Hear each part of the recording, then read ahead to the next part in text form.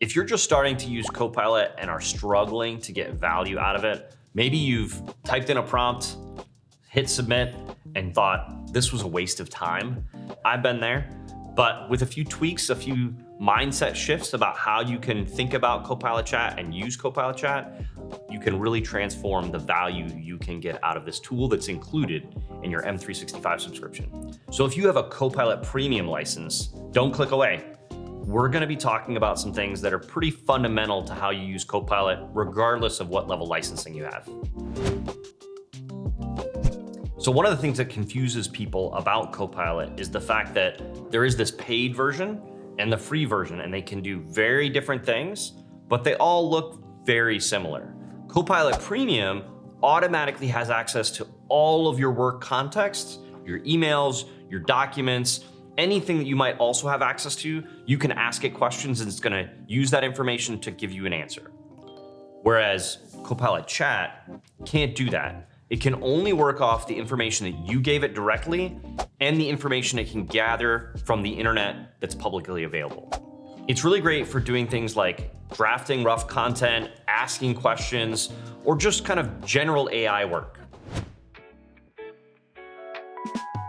If you have any experience with using ChatGPT, Gemini, and a lot of people use it as, hey, I'm gonna go open up ChatGPT as a separate app or a separate website, you can use Copilot the same way, right? There is a Copilot app. You can treat them very much the same way. You can go into that app, you can ask it questions, you can have chats with it, then you can take the result and kind of bring it out into your other area that you're working in.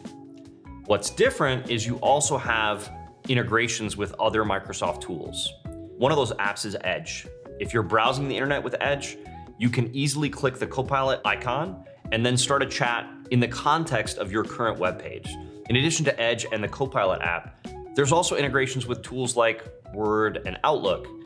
In the case of Outlook, you really kind of start to see the difference between web grounding and work grounding. In Outlook, you can open up the Copilot Chat and ask it questions, but what you can't do would be to say, find me the response from 3 weeks ago from some other person not related to this email change that you're currently in.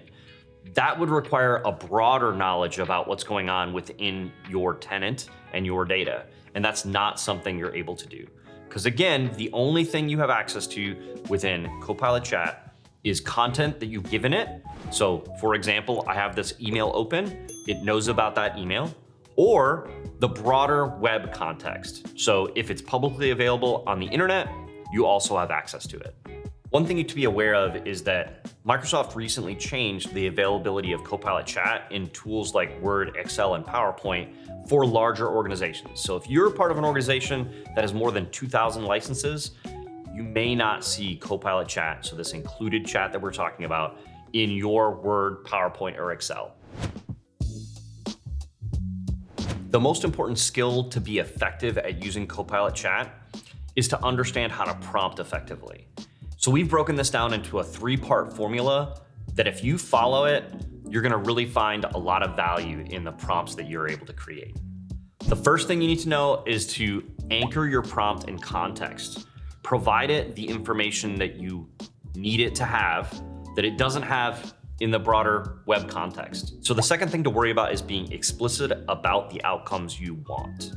I will sometimes provide a lot of detail around why I'm asking this question. That's so much more valuable than just saying, summarize this email that I just got, right?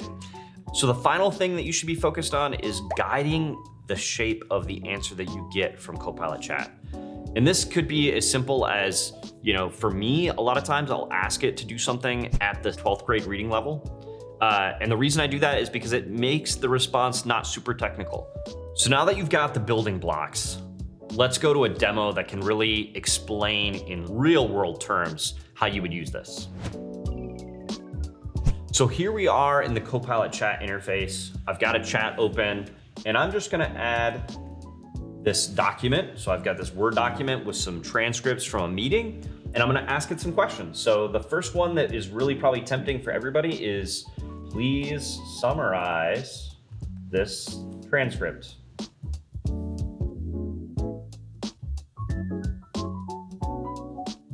So as you can see, I'm getting quite a few things about the discussion areas, I'm getting information about the topics and then some sub items about what was talked about within this meeting. That's okay. It's useful, but it's probably not as helpful because I didn't give it the context of what I'm actually trying to get out of it. So I'm gonna give it a little something different. I'm gonna say, I'm getting caught up after being out. I've uploaded a transcript from last week's team stand-up. Summarize the meeting and pull out information relevant to me as a marketing manager. Also, call out anything that directly mentions my name. Keep it concise and skimmable. So this should give me something much better and more aligned with what I'm trying to get out of it, because I've given it the context, which the first one had the context, but I've also given it the outcomes that I want. So what am I trying to get out of this? And kind of told it how to shape that output, right? I want it to be concise. I want it to be skimmable. I can't spend all day looking through this and trying to understand what's going on. So let's look at what I got now.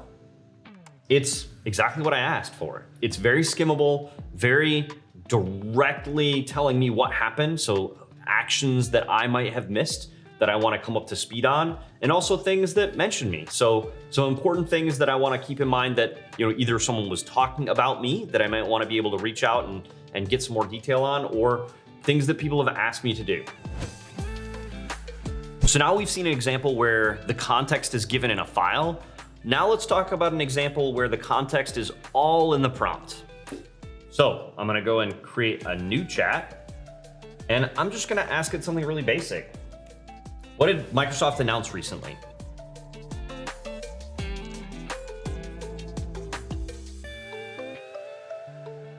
So we got a response back, and as you can see, it's not very focused. Microsoft is a big organization. They have lots of different updates. So how can I make this better? How can I give this more context, more explanation and direction to Copilot? So this is a better prompt. Using recent web coverage, summarize Microsoft's latest major announcements that affect how people work, prioritize what changed and why it matters, skip minor updates, and highlight anything especially relevant to me as a marketing professional. So what happens when we get this? And of course, the first thing we get back is what we've been talking about here. Copilot going from something that you got kind of for free, and now at larger organizations, you kind of have to pay for it to be able to get all of that access to Word, Excel, PowerPoint, OneNote, etc. So way more focused on probably things that matter to me and matter to businesses, and less general updates, business updates for Microsoft as a company as a whole. While learning how to prompt is really important to get value out of Copilot Chat, it's not the only thing you can do. There are behaviors and other little tools and levers that you can use to get extra value out of your Copilot Chat experience. The first of those is really to treat it as a chat. If you noticed in one of my examples, I started with one prompt and then I gave it another. I didn't restart the chat. I didn't start all over from scratch. I just kind of gave it more context. Leverage that. It can be very, very valuable. Another important thing to understand is fact checking. AI is not always right. So you want to be able to check things, and Copilot makes it pretty easy. You have the sources. So if you just click this, it'll take you right to the article. You kind of understand exactly where that information came from, and you can validate the output. So next is really incorporating Copilot into your daily life. If you're only using it occasionally every once in a while, you aren't going to get as much value. One of those habits that you could build is to use it as a kickstart. Say, hey, I just got out of this meeting, give it all the context, ask it to draft an email. Another area that you can leverage Copilot that you might not think about is if you're staring at a complex topic, but I don't know how to simplify it, what do I do? Ask Copilot what to do. It's something that it excels at, and it's a way that can get you really unstuck. And last, it can seem a little bit counterintuitive, but ask it how to prompt things. It's amazing. Copilot, I really want to ask you this kind of question. Give me a prompt that will give me these outcomes, right? It can really provide a lot of value. Let's talk about when you might be thinking that you should upgrade. and go to Copilot Premium and actually pay for a full license and get all of the features related to that. Copilot Chat really is limited in what it can access. The premium version has access to all of your work context.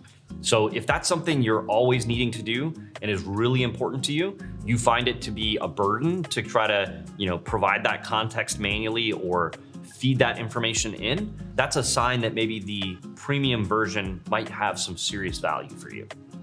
The premium version has the ability to do things for you. You can ask it to make a change in Excel and it's gonna go try to make that change. You can ask it to make a change in PowerPoint and it's gonna try to make that change for you. So if there are scenarios that are, mundane things that you could be asking Copilot to do for you and save you a bunch of time, it can really be a no-brainer to spend that extra money and get access to Copilot Premium. So when you hear me say that, if you think this applies to you and you really could use and value the Copilot Premium license, we have built a course focused around teaching someone how to leverage that premium version of Copilot within their work life. It really goes into depth about all of the features of the premium version of Copilot. We've seen a lot of organizations get premium licenses for some users as kind of a pilot, and they don't see the value out of it. It's really up to the user to kind of learn on their own and understand how to get value out of the Copilot license. The Pro Pack is meant to give you a head start into getting value out of that license. So if Copilot Chat is enough for you, that's awesome. If you're looking into getting into Copilot Premium and are looking for some content to help you get the most value, check out our Pro Pack in the link down below. Hopefully I was able to give you an overview of how to get the most out of Copilot Chat, where it fits and how it behaves without a premium license. If you're intentional with your prompts, use the right entry points, and build a few repeatable habits, the included Copilot Chat experience can be genuinely useful in your everyday work. If you run any questions, edge cases, or things don't work how you expect, drop a comment down below and we'll be happy to help you.